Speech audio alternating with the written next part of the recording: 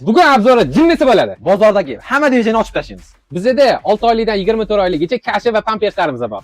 Aka kashani qo'ying. Qoramol terisidan tikilgan ko'zini charman bor. Bu 95% bug'doydan ishlatilgan. Kakras bahorgi sumaligi tosh tashlagandek bo'ladi. O'ldirasanlar deyvor. Zapchastlarimiz 12 varaqli katta daftardan olingan. Bir chiziqli varianti ham bor.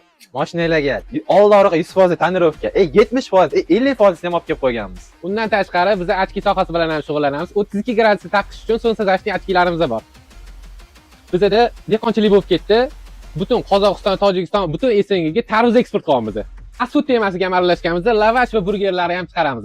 Pizzalarda 7 xili bor. Pepperoni, sirli, kuygani ham bor.